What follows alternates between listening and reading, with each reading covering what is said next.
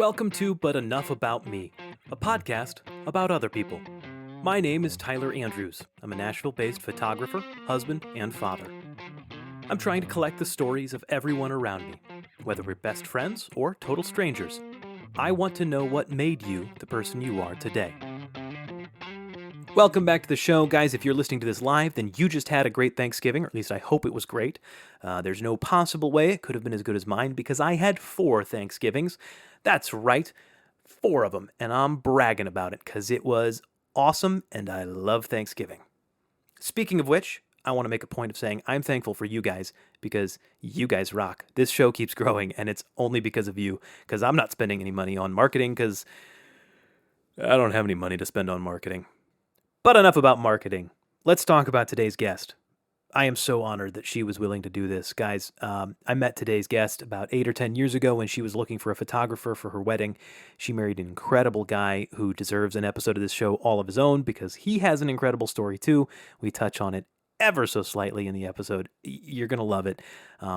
She is a wife and mother. She has 2 beautiful little girls. Seriously, they're ridiculously cute. And in addition to that, she is the program manager for medical scientist training at Vanderbilt University. Does that sound like a credential to you? Because it does to me. But that's not why she's here. She's not here because of what she does. She is here because of who she is, and specifically, how incredible she has gotten at sharing her story. She achieves a level of honesty and realness that would make Brené Brown very proud. Guys, it is my honor and privilege to introduce to you my good friend, Bryn Sierra. I used to write in a journal every day since I was in 4th grade, and it hasn't happened in a long time. So to stop and have these reflections hasn't happened. So, Well, good. Then let's... yeah, I know I'm looking forward to it. I'm Okay. just very, this is bubbling. I'm feeling the bubbles. We'll start easy. Where were you born? San Diego, California, at the Naval Hospital, because my dad was in the Navy. Tell me about your folks. Dad was a career naval officer. Went to the Naval Academy, knew what he wanted to do. I think sophomore is the story that he tells. And spent 30 years in the Navy as a civil engineer, ocean engineer, doing underwater construction, civil facilities, some cool training of other CBs, and That's awesome. yeah, they had a station in London where I'm gonna get it wrong, but something about the facilities of Europe, and I would tease him that he was in charge of Europe. That is incorrect, Bryn. That's awesome. Did he travel? I mean, obviously. His dad was military, also career Navy. Wow. So he grew up traveling and then continued traveling. Did he travel while you were around me? Yes. Yeah. Yeah, we were, so born in San Diego, Port Hueneme for a few months, I think. Then Jacksonville, Florida, where my brother was born. Then College Station, Texas. Oh my gosh. Panama City, Florida. Moved up to Springfield, Virginia for 5 years. That's the longest I've lived in one place. Wow. One house, Yeah. kind of. Then back to Port Hueneme for 2 years, back to Springfield for 4 years. And then I graduated high school in Oxnard, California. Wow. And then they moved to Sicily. To Sicily? Yeah. After all that, After all that, I didn't get to go with them somewhere else. So my brothers graduated from high school in Sicily. And then they moved to Chicago, and then London, Naples, and then California, and then Franklin. Wow. I know. They did all the international stuff Jeez. after.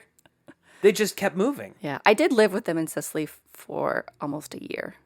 Growing up, elementary school, high school, you're traveling all over the place. And I know that can be chaotic to say the least. I loved it. The most emotional I got is when we were in Virginia. I was a sophomore in high school, and we got news that we would be moving back to California. And I remember being in the kitchen when Dad told me, and I had this reaction of being like super exuberant and like, whoa, we're in California. Like, cause I was such a hippie and wanted to like, and then I just slumped down to the floor and started crying. Wow. And I remember my dad and I have talked about this since. He was like, that was unexpected.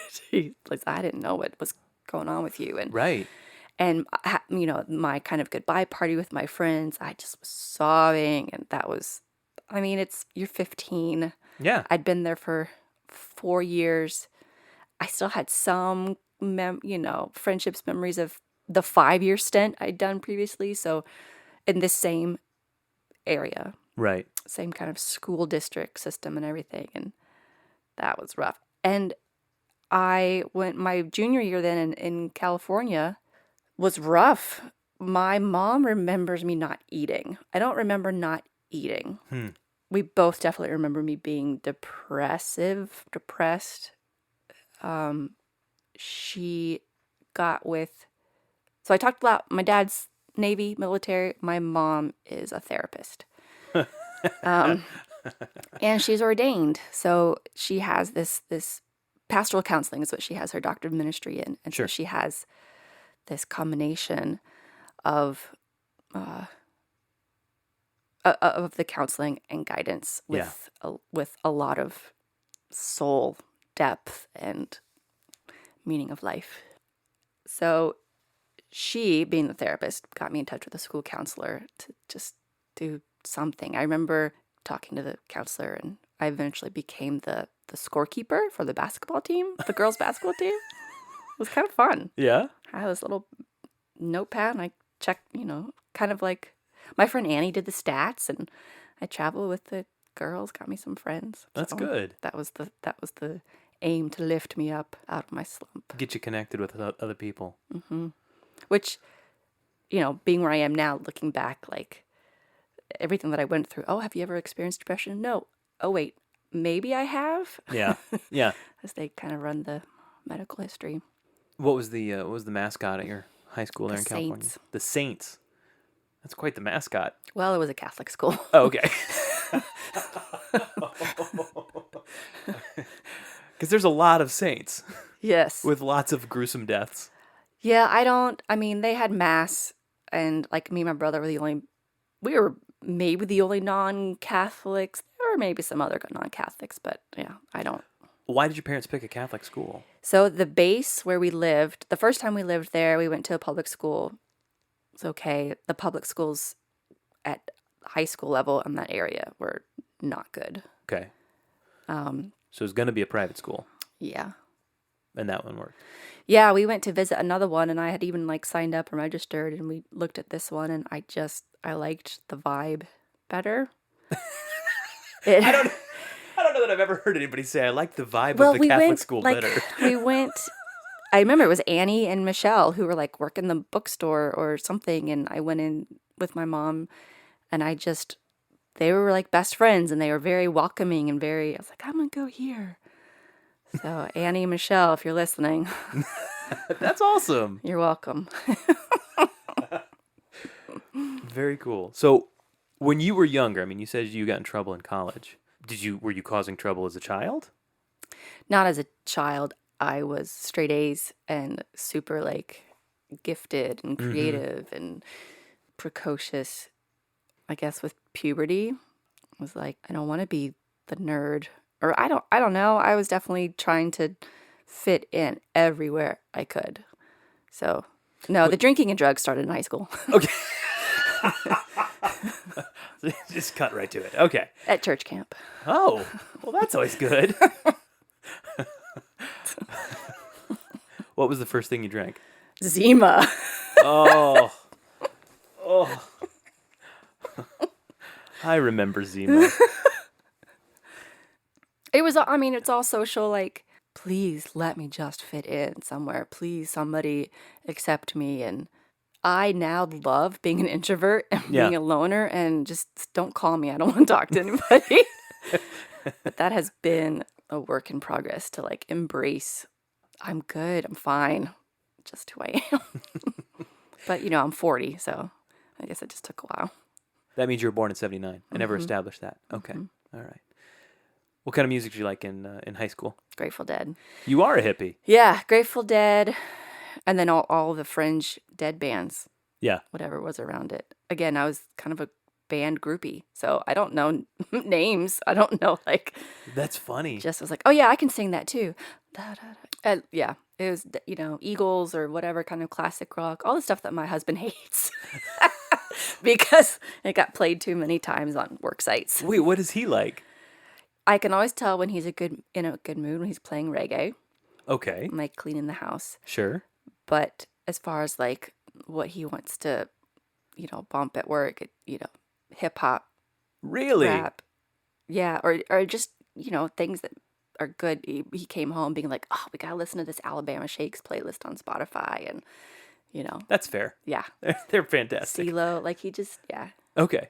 But yeah, he kind of despises the classic rock because of one too many job sites where that was just he had no say over what gets played on the stereo. Right.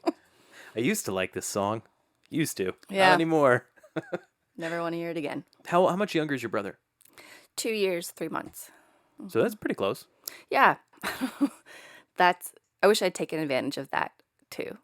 I was way too cool for school and was desperately wanting to assert that or prove to myself and would always take it out on him. Like, Oh, wow. want to change him or be down on him. You're a dork. You're this. And man, I was a horrible big sister.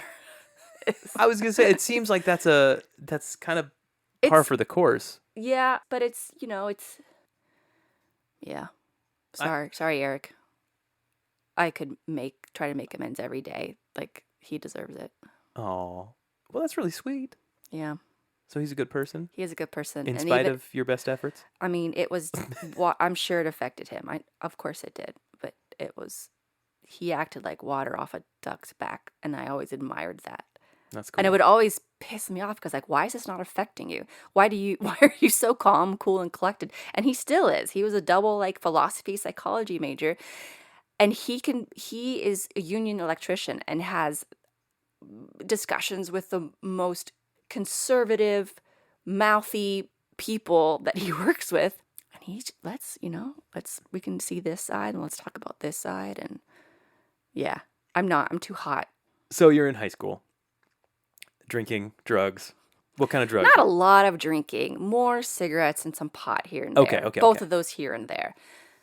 Yeah, and like, after marching band practice Yeah. or something Sure. at somebody's house. And really, maybe on two hands I can count the times in Virginia. And then in California it was just social. It was like, if the opportunity was there, oh yeah, I do that. Yeah. Include me. Yeah. Yeah.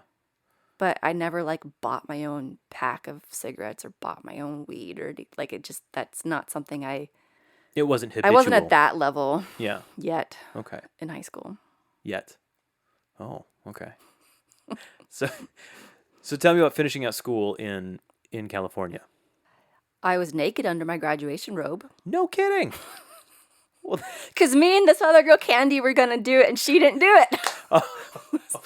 And my mom was like, Bryn, you can see stuff. No, you can't. Stop. your mom knew? Yeah. Oh my god. TMI, I'm open book. That's TMI. awesome. She's like, Bryn, That's amazing. And you just went on stage and it was no problem. can't see anything. Were you wearing shoes? Yes. What color were the graduation gowns? White, like sandals.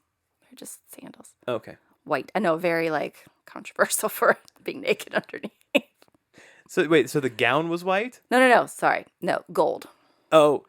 Which, Oh yeah. but no, Was the graduation indoors or out? indoors. Ugh. We had mass, and we walked over to the gym. You went to mass naked? Under your I never even thought of that. under your I mean you can go to- I mean, so it's not just like drugs and drinking, right? It's all kinds of rebellion with the officer father and That's a right.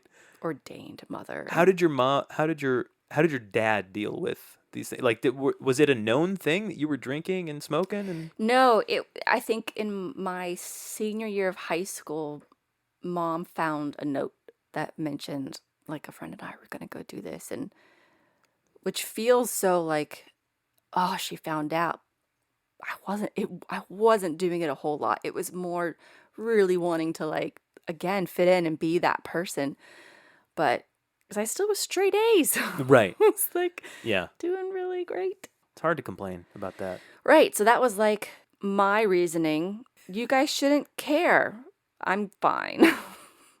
I remember at that school, an algebra teacher I had, it was a pre-calculus teacher, wrote on my test or homework, "You irritate me."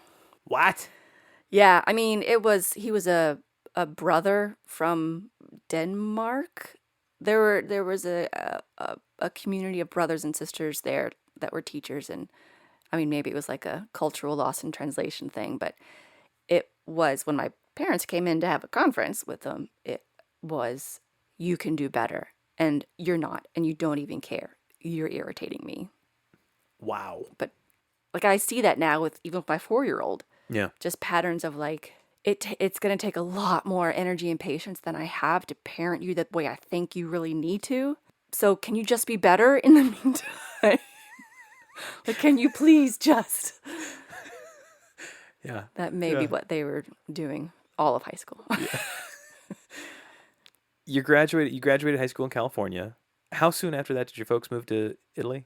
That summer. That summer. We all went to Italy. In Perugia, there was a Italian language school for Dad to learn Italian. Say it again. What's it called? Perugia Perugia. in Umbria. You know the Amanda Knox case? Yeah. That was the Umbria, the county, the university where that all went down. I don't think we went to the same university. My university was, it's been a while, l'Università Stranieri for foreigners. So it's basically like the English school. Is that what it's school. called? This University for foreigners. Yeah, foreigners, if it still exists. But yeah. Wow. Yeah, my whole family went, and I was the only one that stayed to take the final because I'm a nerd and I do school. They gave up. They stopped coming to class. That's amazing. I still came to class and I took the final. And now you can speak Italian. Nope. Nope. Oh.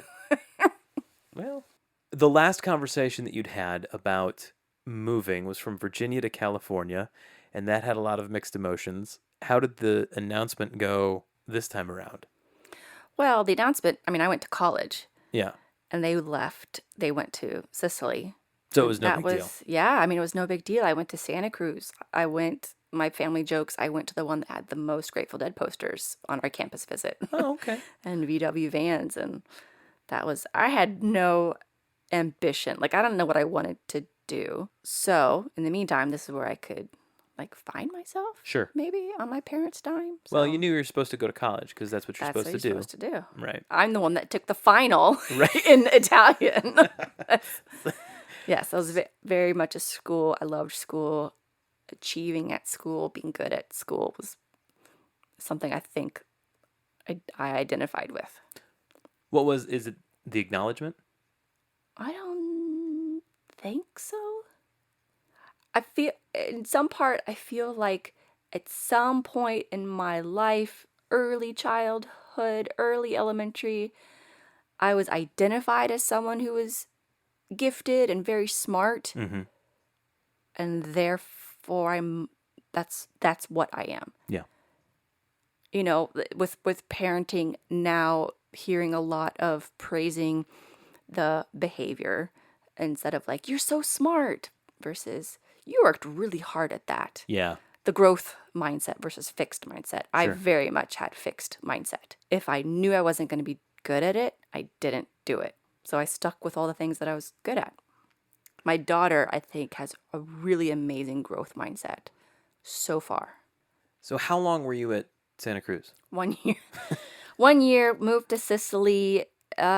We, for the summer, went to Malta Okay. on a family trip right before I left. I'd been smoking.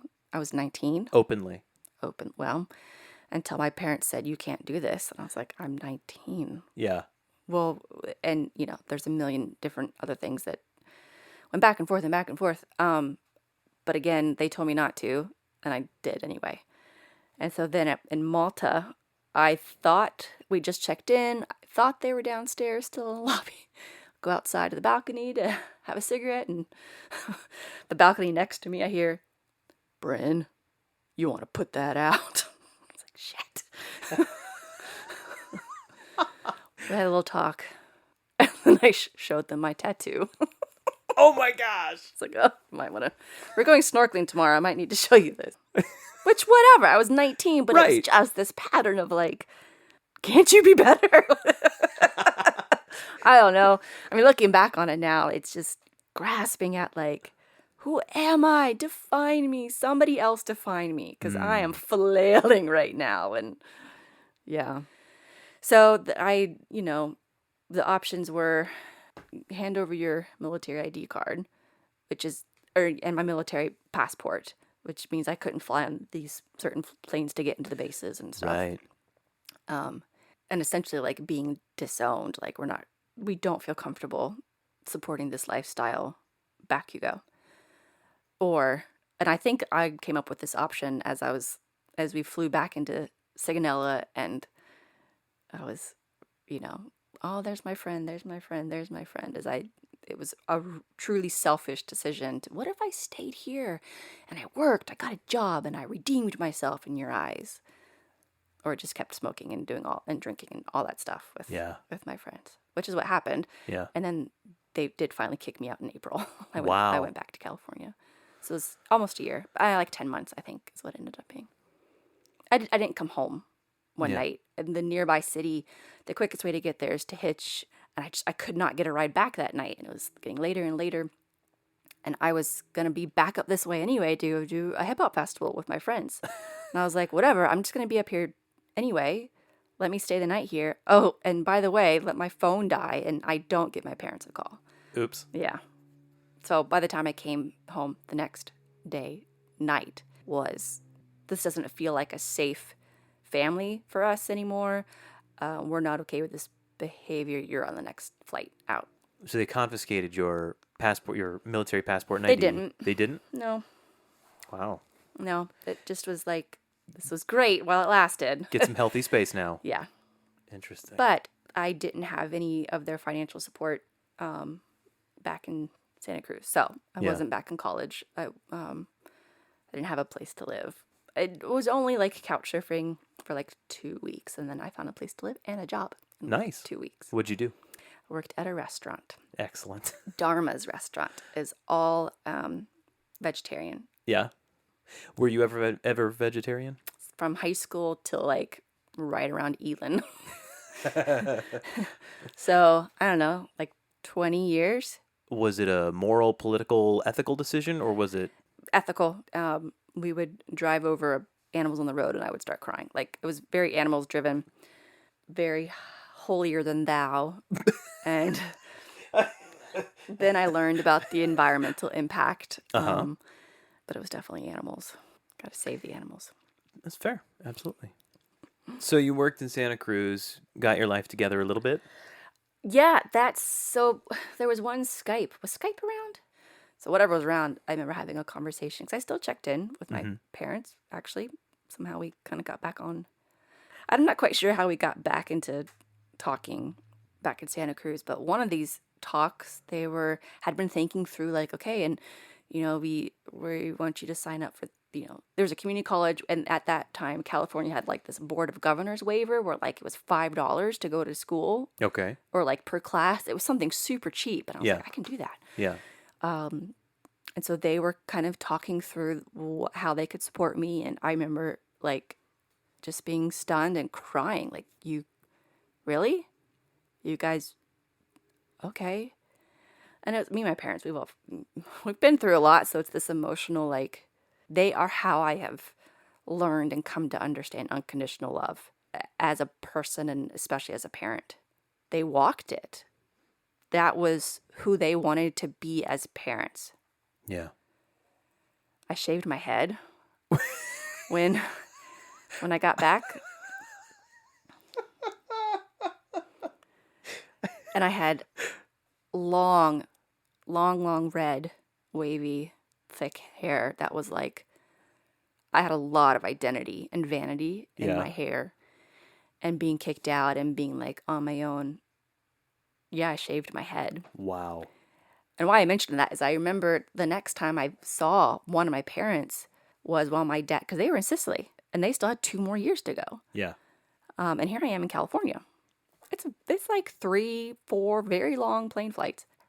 Dad had something in North Carolina or on the East Coast, and my grandparents had a cabin in the Smokies. And I think it was my birthday. It was July. So from April to July, end of July, he flew me out, and my hair had started to kind of grow out some. Mm-hmm. And I think that was the first time, and it was emotional, like we're still here, like we're gonna get through this, and it was good. Yeah. As I think of like, what are the stories of my life? Man, my parents get all the credit for that. I mean, I grew a lot. I learned a lot. And I made my own choices, and very big girl choices to get back on track. But they made that a safe place to do that. So how long were you in California? So I came back, I'd started community college, and I was there for 2 years. Okay. As a music major. I just started singing and Okay. all of the choirs and not doing anything towards a degree. And then finally I was like, I should probably take English. Or like my dad's home of record as military, where he voted, where he could, pay taxes and stuff, Sure. was Florida. Okay. And as his dependent, I could get in-state tuition in Florida. And Florida State had a really great music program. And my time in at community college, I'd helped with children's and youth choirs and loved it. And in the back of my head, knew that I had always played at being a teacher. So I combined the two to want to do music education. Makes sense. Teach kids. Yeah. See, did you graduate in 2003, 2004? I should have graduated in 2001. If you'd just gone straight through. If I'd just gone straight through. Sure. But I didn't. I graduated in 2004. Okay. Yeah. Yeah. You graduated in music education? Elementary. Elementary, that's what you said. Degree, 2004. When did you meet Dave? 2008. Okay. Mm-hmm. So what'd you do after graduation? I moved up to Franklin. Why? I know. My dad was getting ready to retire out of the military, and looking around, his 2 sisters live here. They both went to Lipscomb, and they have homes here, and that was kind of a priority of, if we can be anywhere, why not be near family? So they went ahead and bought a house when the market was really, really great. And they still had their tour in California to do. Their last tour. He retired out of California. Wow. So they bought a house in Franklin and then lived in California for a couple more years. Yeah, I think my cousin lived in it.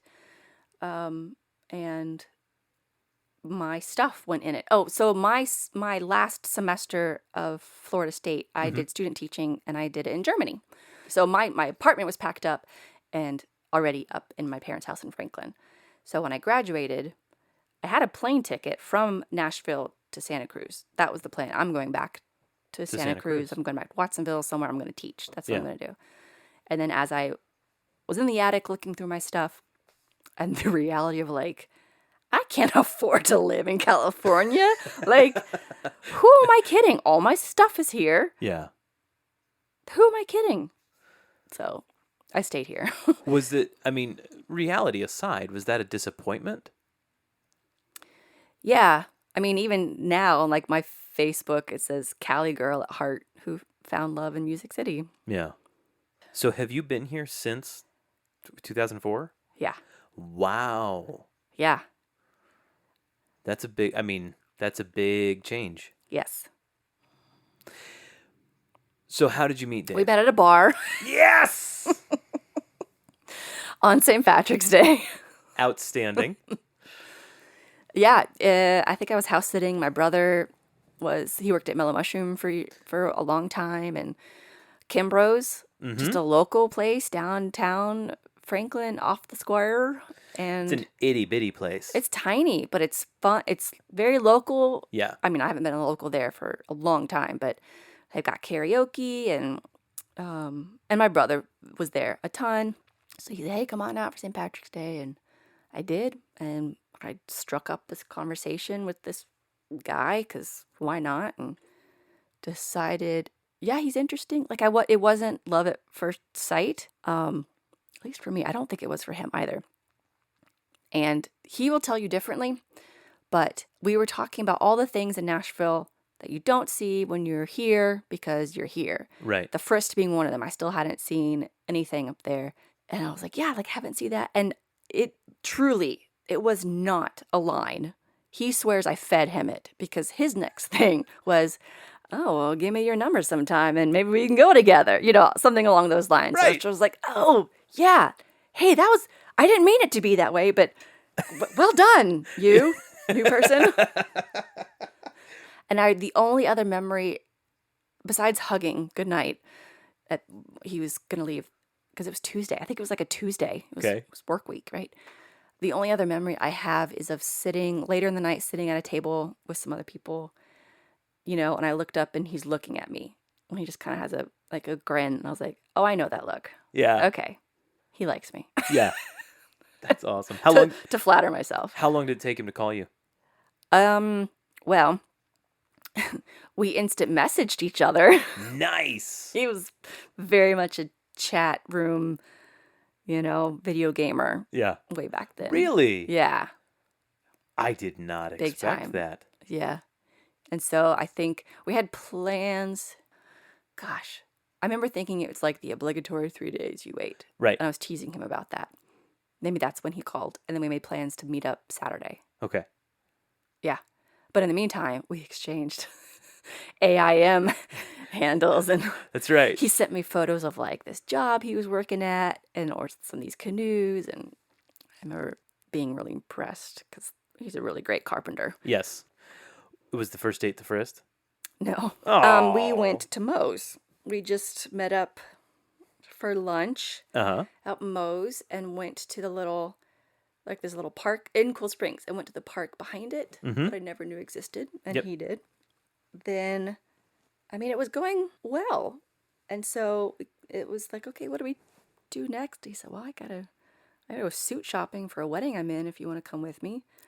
So we went to Men's Warehouse. I'm helping him buy a suit and change it. And, the clerk gives the thing to me to fill out, his name and address. I'm like, what's your last name?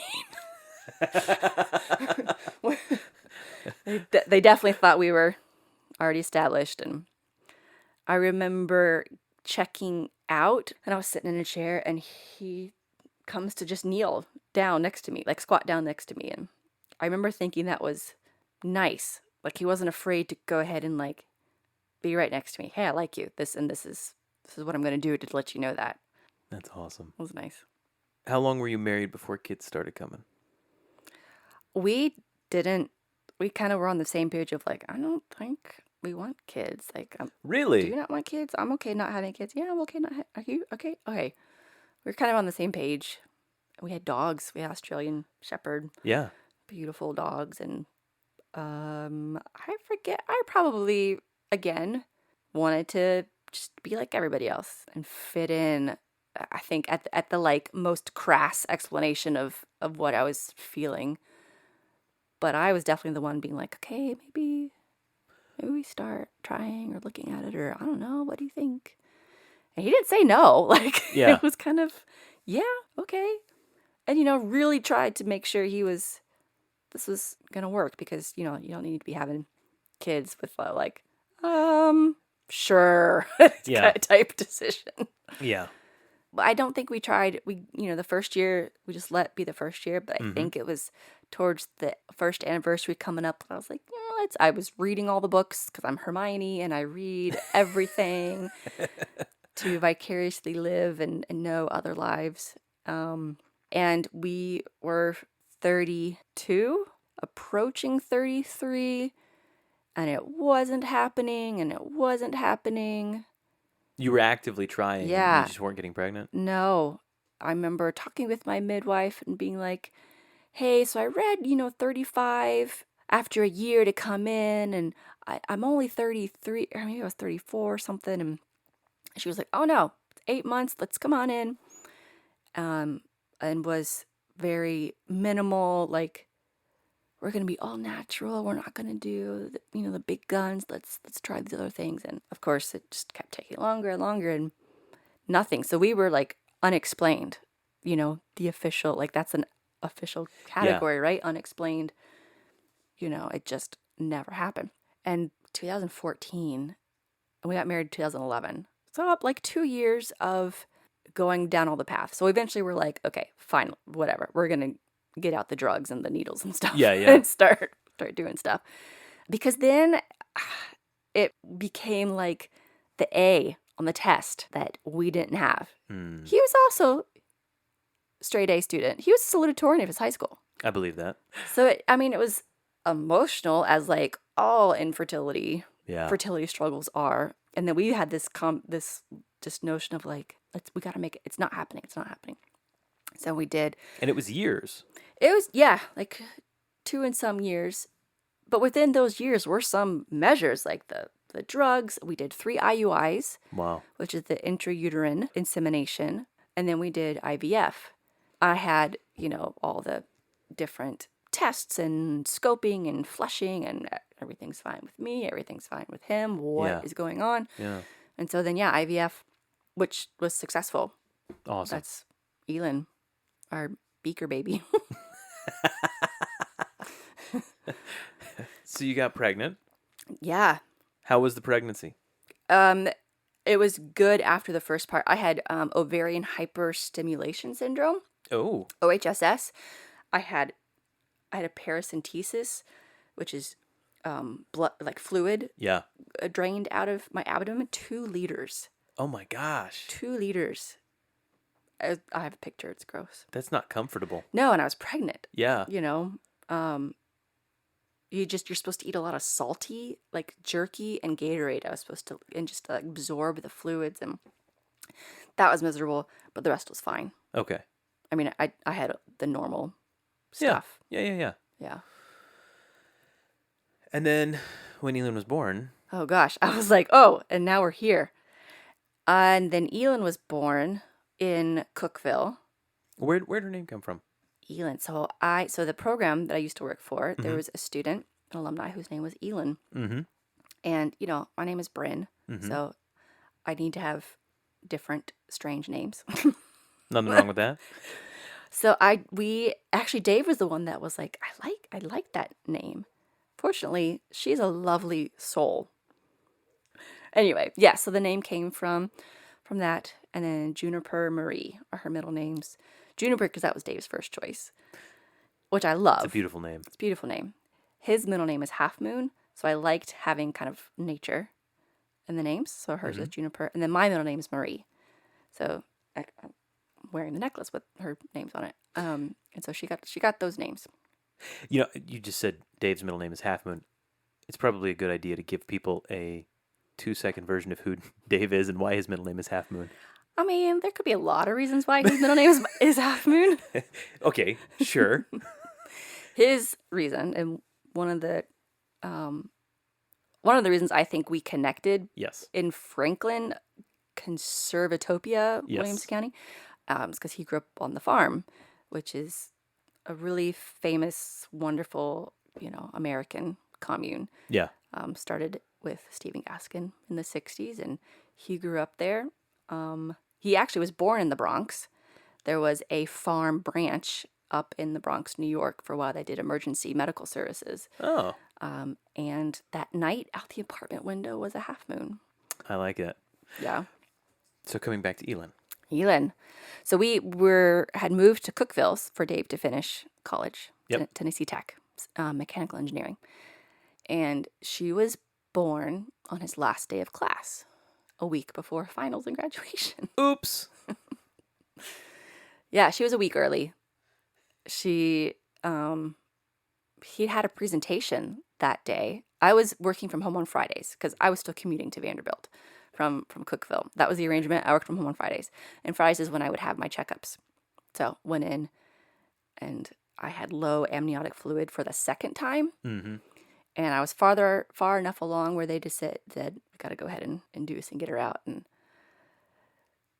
I feel like in that room, the kind of casualness of like the midwife coming back and said, well, you ready to meet your baby tonight? No. Yeah. I feel like that was the moment. Yeah. That was the start of the effect that completely losing control started to snowball. Like, I've thought about this, and the emotion I felt when she told me that, it was like the beginning of the end. Yeah. Because I was, trying to be strong, because it took me by surprise, the reaction, but I was crying like, no, I'm not ready. Not because I didn't feel ready to be a parent, or it was kind of like, this isn't the way it was supposed to happen. I'm all natural. We're about to go to a hospital. Or it was at a birthing center is where we were in Cookeville. Because then you get to be part of the club, Mm-hmm. But the hospital in Cookeville was fantastic. We had a great experience. Everybody, it was small enough to where, like, we got personal care, and it was good. It was good the next 2 times I came back in the emergency room too. Yeah, so she was born quick and easy. My babies come out really quick. How quick? Ethan was like 2 hours. But I was induced, right? Oh my So I was gosh. induced, and about I'm walking around in the morning, and Dave's like, these are 2 minutes apart. I was like, oh, really? 2 minutes? That's like, we should probably. I was doing hypno babies. Yeah. Maybe that was it, or I don't know. Liv, we made it to the birthing center, and she was out 45 minutes later. That's amazing. Yes, I'm lucky. Knowing myself, who knows what I would have done if I'd had to labor. Which is way more normal and typical, and I was spared that. Yeah. So most other women are not. Right. So I'll take it. I'm not going to lie. Yeah. They were spit out, and then, yeah, she was normal and healthy and great. And then I didn't sleep for a week. Yeah. Just normal, not sleeping because there's a baby and it's... I didn't know what normal was. I definitely was all keyed up. Like, she was born at 10-ish in the morning, 10 a.m. Get everything back together again, move your rooms. You start learning about the baby. Here's the lactation person. Here's this thing. And Dave tries to nap, and I try to nap. Like, she's rolling over. Is she gonna die? Like, all this. Yeah. You don't know, new parent stuff. And so that was Saturday, Sunday night. Both parents came to visit. That was great. Saturday and Sunday. Sunday night was the night the not sleeping became kind of panicky, kind of like, I think we decided to put her in the nursery. So we are horrible parents. What are we doing to this child? And I tried. I tried. I was exhausted. Yeah. But I couldn't sleep, and I was just constantly. I was worrying, and I was upset, and really finding it hard to calm down. I've learned that phrase now. I'm having trouble calming down. Mm-hmm. And that morning, like, it was 4 or 5, where I allowed myself to go to the nurse's station and say, "Can I see my baby?" Yeah. Because, like, I was supposed to tough it out. Like, they're all like, "Of course you can see your baby." Right. Like, I'm sobbing at the nurse's station. Like, I'm so sorry if I'm just, emotional and, like, whatever. And she's like, "Of course you can." And brought her back to the room, and they were all very kind. And I don't know how many people know of postpartum mental things happening so quickly. There was a part of me that was like, that's clearly not what I had, because this was day 3. So when I woke up, when I got her, this was Monday, and I remember texting my mom, like, "I know you were just here, but if you could come back, I could really use your help today." And I'm really guilty. I'm feeling really guilty for making her come back out, and I'm crying and weepy, and just, I'm full of just anxiety. And then we go home. We're discharged finally. Mom and Dad see us home. It's evening, and we're trying to, she's sleeping fine. Dave's finally like, "Okay, baby's asleep. You go. You take the first sleeping." he was in the back room practicing swaddling on a Hobbs tiger. That's so cute. Yeah. And I don't remember sleeping. He kind of came in to show me the swaddling or to like just be next to me, and it was like I felt dangerous, and it just kind of like was welling up. And I have to get out of bed, and I'm sure I'm babbling and making no sense. Like I'm so keyed up, and I'm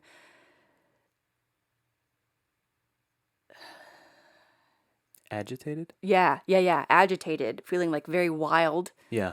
eyed. Agited's a good word. I have to get up, I have to get out, and I'm like pacing, and I forget. I think I'm like, we have to go back to the hospital, or like I forget where like I was going, because I'm at the door, and I pick up these scissors, and in my mind I'm laughing to myself like, wow, look, the crazy lady just picked up scissors. Like, it's a very meta. Yeah. I'm picking up scissors because people do that when they are feeling what? What am I, suicidal? Like, why am I laughing at this thought? And Dave, man, his voice, because as he's holding this like 3-day-old, like, Bryn, put down the scissors. And it was so out of body. I was like, no, I feel dangerous. I feel in danger. I remember saying, I feel dangerous. We need to go. We need to get back to the hospital. I need to go back to the hospital. And he's probably like, okay. So with our 3-day-old Yeah. in tow, and I think I'm just hysterical at this point. He gets my mom on the phone. I think he's talking to her, and I'm talking to her, and I'm telling her like, I'm okay. I'm having a really hard time. I mean, I think I feel manic, like manic-y panic. I'm okay. I'm having a really hard time, but we're going to the hospital. Like, I'm okay. And I think I'm okay meant like I'm not going to kill myself, or I'm not done. I mean, I don't know. We went to the ER. I was having a panic attack. Like, I'd never had a panic attack before. Yeah. But it was a really long panic attack. Yeah. And really intense when you're 3 days after giving birth and the hormones are like, zoop. Yeah. Yeah. And you haven't slept. Haven't Really? slept. No. I slept an hour or two that night when I got home. They gave me like an Ativan, Mm-hmm. and then like Benadryl. I took Benadryl or something. My parents came out. They drove back out, and his mom came out. His mom is a retired newborn nurse. Mm. His mom was the nurse. My mom was the therapist. We had the crack team of. But yeah, calm down. I had a second panic attack there. At the hospital? At the hospital. And I was so sorry. I'm so sorry, guys. Like, I can't do this. Like, I'm so sorry that you guys had to come back out here. And like, I'm also like trying to breastfeed, which was horrible and hated it. And the newborn nurse from upstairs that remembered us, she came down and brought us a whole ton of formula bottles. Wow. And she held the baby for a little bit and was just checking. I mean, they had a psych person come and talk to me, and I never wanted to harm her.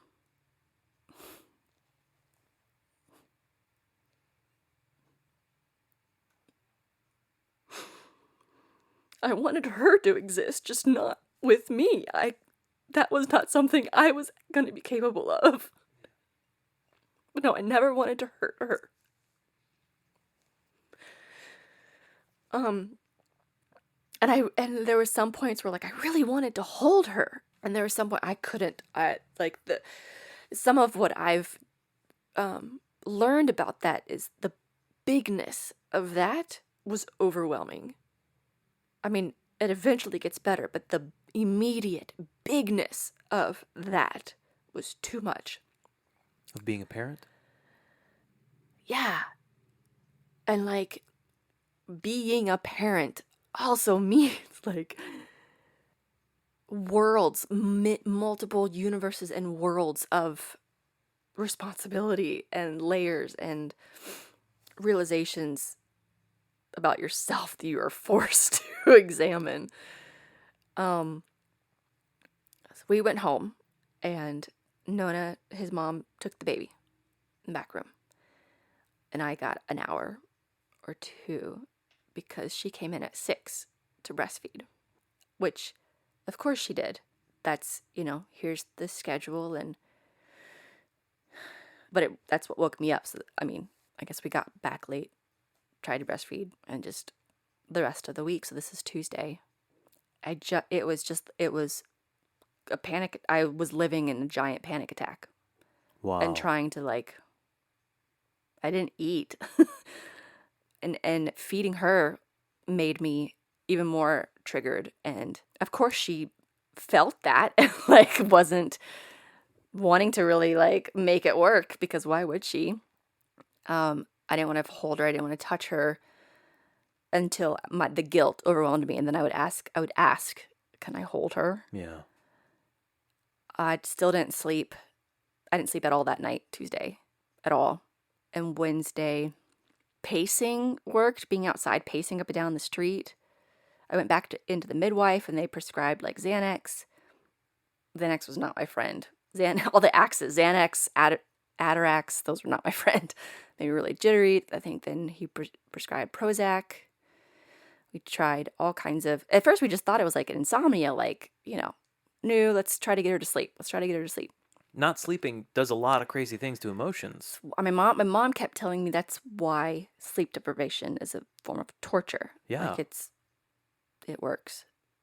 Wednesday, tried to okay, let's start this early. Let's be really calming. I think maybe I took a bath and took Ambien. It didn't work. I was up maybe an hour later, and wow, pleading and begging, can I please go back to the hospital? Can you please? I wanted them to sedate me. I wanted somebody to put me under so I would just have sleep. Did go back to the hospital, and it was 8 p.m. I had another psych eval, and they gave me the name of this free crisis place in Cookville. I said, okay, I'll call them tomorrow. I just want to sleep. I was pulling on Dave, who's standing next to me. So I got Ativan, Benadryl, and Haldol was my cocktail. And I slept for 10 hours and woke up as if nothing happened. I was back to full-on anxiety. Oh. The sleep didn't happen. Meanwhile, that was our anniversary that morning. Dave was in a chair in the corner with me the whole night. Wow. Not sleeping. Maybe he was sleeping, but he stayed with me the whole night. Brought me back home, and then went to go take 2 finals. Which he aced, of course. Of course he did. One day I'd love to hear more from him. I know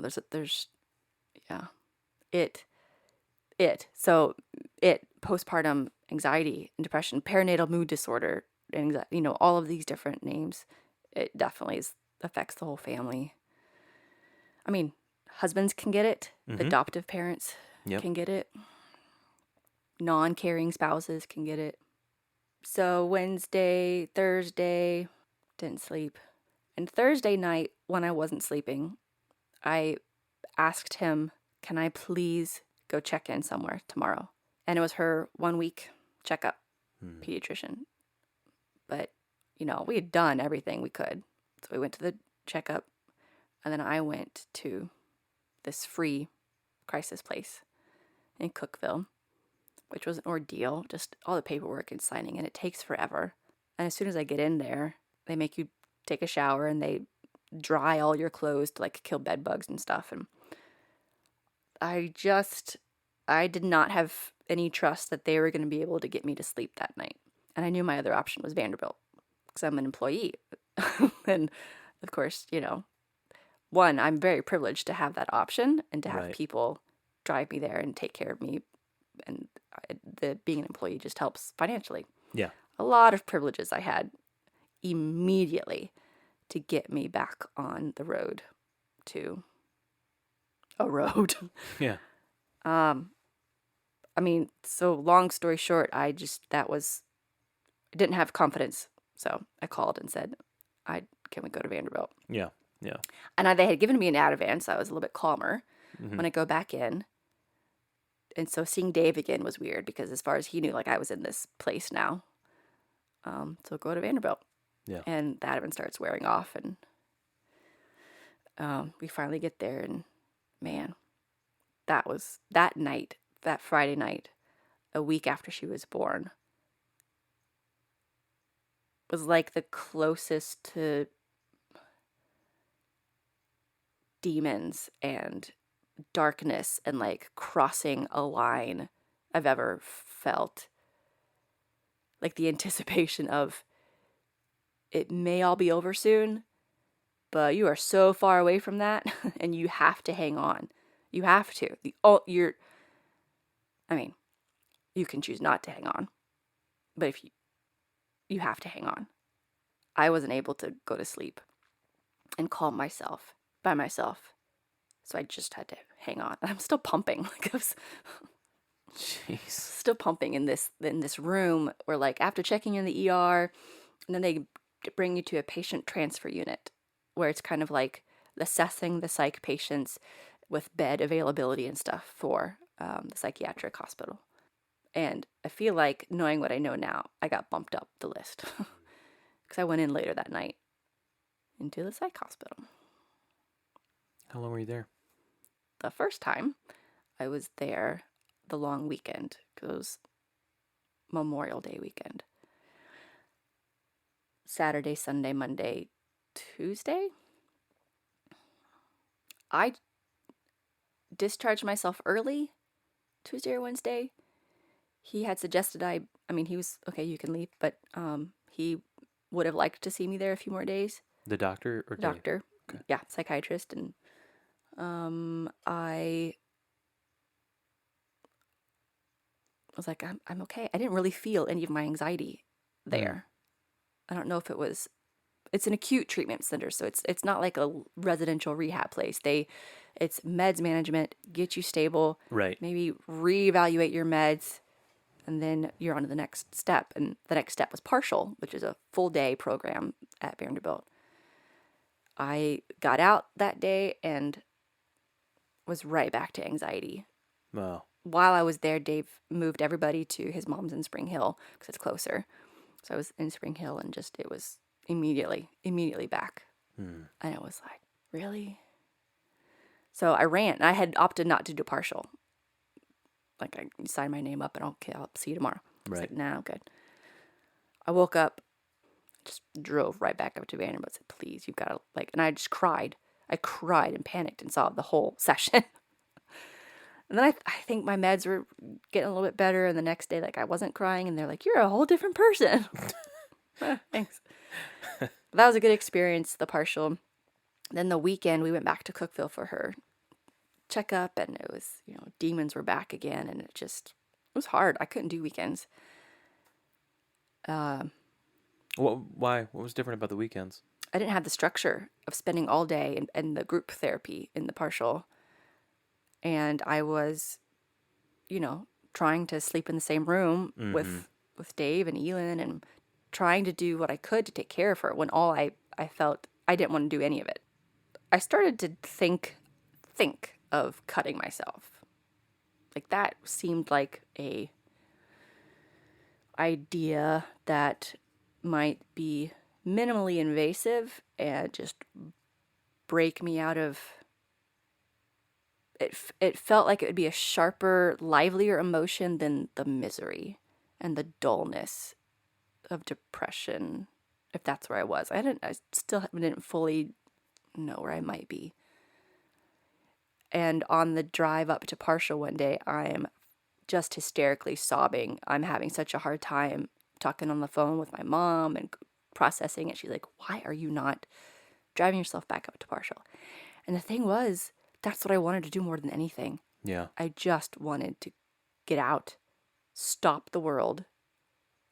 Let me just go to this safe place where they feed me. They take care of me. And I don't have to take care of a baby. Yeah. And that felt so selfish. Because who gets to be like, I just had a baby, forget it, you can take care of it. That's what it felt. I mean, it just felt like I was copping out. That was just a coward of the hard work that it would take. Because, man, that's what I wanted more than anything. Was like, yeah, let me go back to partial. No, let me go back to inpatient. I had all these legitimate feelings, but my mind just kept telling me, like, okay, yeah, but that feeling's really from a place of cowardice. That feeling is really from a place of laziness. So the second time I was in for 10 days and felt the anxiety and felt the depression. The anxiety feels more legitimate than the depression does. The depression just feels like, come on, get up. The anxiety, like I have physical symptoms, you know? Yeah. So that was good. I felt safe, inpatient. I felt like I could do the work. And then I did 10 days of partial, and then we moved to Nashville. So about 6 weeks until I was fully done with like treatment-y type stuff. These sorts of things don't just go away. I mean, it's not like you graduate and congrats, you're no longer depressed. It's done. What was early parenting like past that 6 weeks? I mean, luckily Dave had graduated and he didn't start his job till 2 months later. Oh, wow. So, we were together for 2 months. Moved to Nashville. He had a few more weeks before he started his new job. My mom came up every single day. Brought me coffee or Starbucks. And they're the ones that drove me to this, psych hospital. Mm-hmm. And they were there with me during that night. I mean, that was traumatic. What are you going to know? You don't wish your parents, you don't want to see your kids. Like, she came up every day. And if she couldn't come up, then maybe Dad took off work. And I was with Elin. And the plan, though, had always been, she was very, very excited to take care of Elin the first year. I was such a Montessori, like, snob. I didn't sign Elin up for anything. And it was also, the excitement all of our family wrapped up in just making this happen after fertility and the IVF. And it was very emotional to want to also then be a part of, like, that was kind of the plan. So we were lucky enough to have grandma daycare for the whole first year. So I did go back to work. I did feel capable. Yeah. I still felt fuzzy as the, meds management. And then I feel like it was typical going back to work for the first time. Yeah. It's horrible feelings of Yeah. parenting. And I feel like it was largely like, okay, this is it did take a while to be like, is this normal? Right. Parent anxiety, or is this, I need to go do one of my strategies anxiety? Yeah. There's some back and forth about that. I would have what I call episodes, and I eventually gave myself permission, and Dave encouraged me. I needed to just go lie down in bed, and I would cry. Just kind of out of nowhere. I could usually maybe pinpoint it. Often it was the bigness of something, the responsibility of something. Usually Elin was usually the trigger. And my thinking I'm going to fail at it, do it wrong, I don't know. I mean, it's kind of back to like, if I didn't think I was going to be good at it, I didn't do it. I don't have a growth mindset. Right. A very fixed mindset. So as this was happening and I wasn't good at it, I was never going to be good at it. But you can't back out. No. I remember telling Dave, ranting and venting early in this, that this was a huge mistake. Yeah. And we paid so much money for this. It went through so much. This was a mistake. I am so grateful to him. He rolled with it. He knew something was off. He's not going to say, no, it wasn't. Snap out of it. Right. I've been involved in online communities and other communities of postpartum people, and I often see people comment, they're complaining about their partners, just, he doesn't understand, or like, he wants me to snap out of it. And again, I was so lucky and privileged to be surrounded by people who were doing everything they could to listen and find ways to help. That's amazing. Yeah. Was Liv planned? Nope. she So there isn't anything wrong with you guys. I mean, she made us the urban myth of like, oh, after IVF, then your body knows what to do, and you're just gonna get pregnant. I hated those people. Yeah. I don't want to hear those stories because Right. they don't help me. But yeah, it was Halloween, and I went to CVS to get some candy, and had realized I'm kind of late. And then when I finally clued in and counted, I was like, oh, I'm really late. We hadn't used protection for years. Right. Years, even before Elin. Yeah. And then after Elin, because what was the point? Right. So, yeah, I found out I was pregnant in the CVS bathroom. I don't think you're the first person. You probably won't be the last. No. Yeah. And then came home and said, oh yeah, I got some candy. I got something else at CVS. And we had moments of shock and awe. Yeah. And then walked around the neighborhood trick-or-treating. Yeah. Just looking at each other like, Yeah. what? Yeah. Were you afraid things were going to be the same Yes, as last time? Okay. absolutely. Terrified.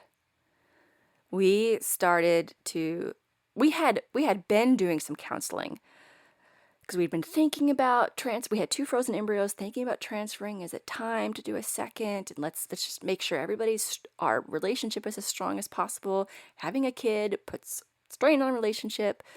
Trying to work through that. And then we switched counseling to Ready Nest counseling with Emily, who has and is doing amazing things for this Middle Tennessee community in maternal health that I didn't find when I was first after Elin. And amazing things are happening with Ready Nest counseling. And so we started to go see her and get a game plan and kind of really triangulated all my people. Got my midwife team, my psych team, and my counseling team, and stayed on all my meds. Yeah. Did lots of work and visualization and went straight to formula. Was like, I'm not going to feel the anxiety of that. And I'm not going to feel the pressure of that. And Elin is brilliant. Yeah. And she's a formula baby. Yeah. And Yeah. we are all going to be okay with that. Yeah. That was probably the single most important thing I did, standing up for myself with that. It worked out. Yeah. But yes, I was terrified because my likelihood is increased Right. for it to repeat.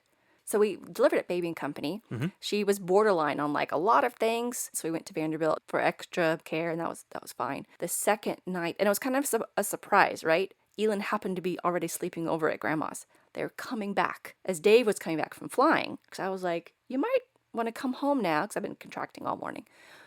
And he was like, how long? Have you called them in? Wait, get in the car. I was like, I want to wait for Elin. I want to see her and say goodbye. And so I didn't see her, right? Yeah. I went to Baby and Company, had baby. They came to visit. That was fantastic. Then we went to Vanderbilt. Did some checking and didn't sleep a whole lot. I think I expected that. It was fine. Cat napped. And then the second night, I was starting to feel it again. I was like, not again. But what was different is I allowed myself, what I had learned is like giving into it just a little bit, just crying and seeing where it goes helps me. And what I discovered was I was heartbroken for how Elin must be feeling. Not really knowing what's going on, not able to be with us, not having seen us a whole lot. And she just seemed out of it. And once I realized that, I just broke down. I was like, oh, I can be sad about this. Yeah. Yeah. Yeah. Yeah. I can go ahead and let it all out about this. That's what it was. I was heartbroken. When you can give it a name, it seems easier. Oh my to gosh, deal with. yes. Yeah. But then Tuesday when we all went home, I had maybe 2 or 3 nights of like sundown anxiety, or just would get a little bit fluttery. I might go cry it out, but it wasn't ever at a point of escalation or crisis. And holy crap, I enjoyed it. Yeah. Like, oh, my little baby squish. Yeah. She's the best. Yeah, I enjoyed it. And I remember thinking, wow, this is what people are talking about. Yeah. Like, even people that have bliss, like, there's still crap that happens with new motherhood. Absolutely. But they say, oh, but there's this little part. I didn't have any of that. I did not have any bliss with Elin. It was terror and horror. And I got it. I got it like a second chance. Yeah.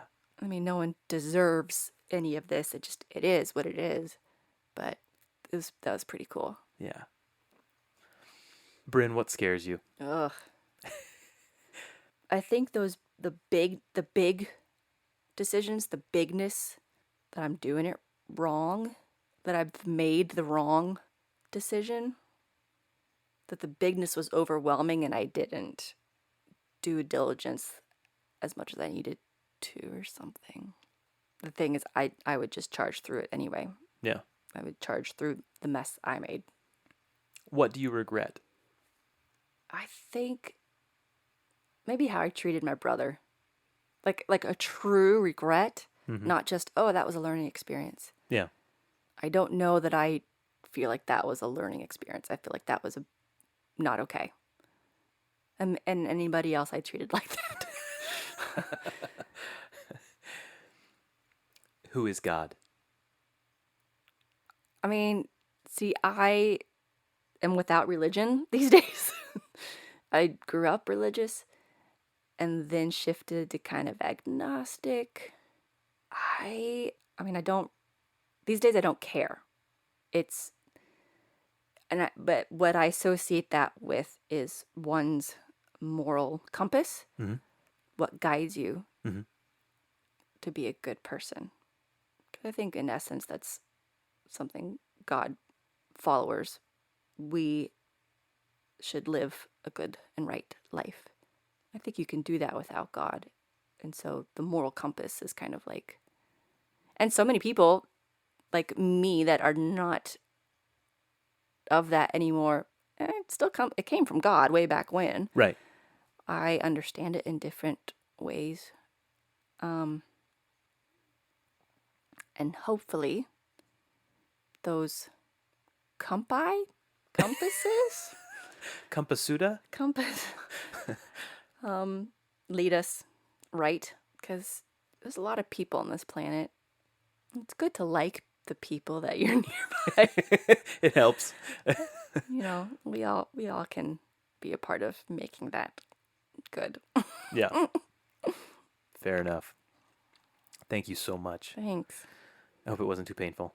Oh, I'm sweating. Me too. Let's turn the air conditioning on.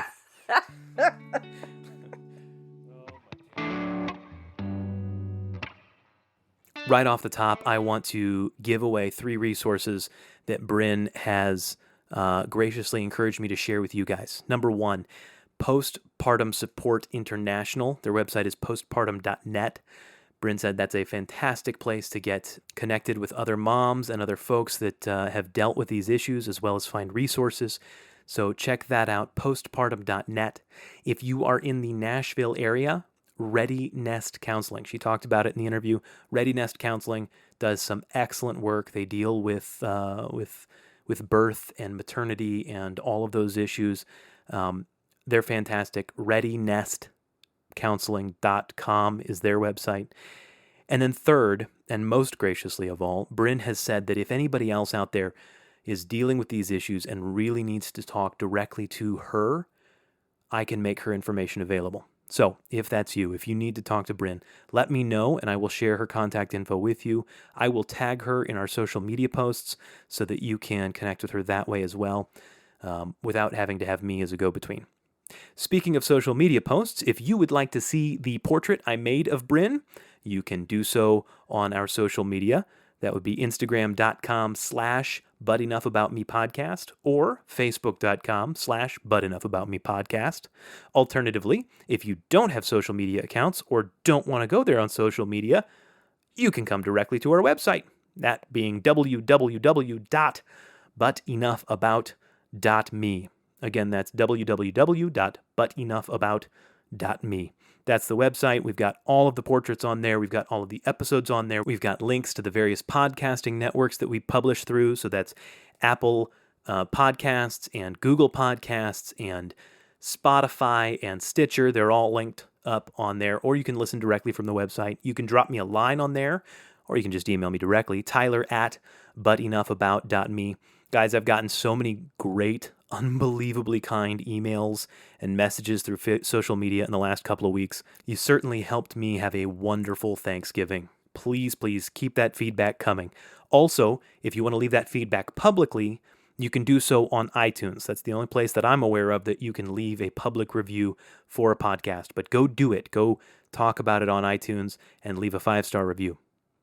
This episode, because of the content, I'm going to make a special point of saying, please, please, if you are a mom or a dad and you have dealt with postpartum issues, or you know of a network or a Facebook group where this could be helpful, please don't hesitate. Share this episode with those people. One more thing you can do on the website is you can find and connect with the two gentlemen that have helped me out in getting started. First is Mr. Casey Jones, who helped design the logo and makes me look pretty. You can connect with him at iamcaseyjones.com or at the bottom of my website. Additionally, there is Mr. Jace Hackman, who did all of our bumper music. His website is jacehackman.com, also linked on the bottom of our website. If you'd like to advertise this podcast, you can get one of our free 4x4 yellow vinyl stickers. They look great on laptops and bumpers and anywhere else you might want to put them. I have one on my camera case. I realized I'd had these stickers for 6 months and never put one on my camera case. What's that about? Anyway, it's fixed. There's one on there now. If you would like one of these bumper stickers, they are free. Just drop me a line through the social medias or through the website, tyler@butenoughAbout.me, and I will send it to you free of charge. It's like a Christmas present, but, any time of year. I think that's it, guys. Man, I'm so pleased that Bryn shared her story with me. We've got 2 more episodes left this year. Can you believe that? 2 more episodes left this year. And I will point out that the very last episode of the year is going to fall on December 31st.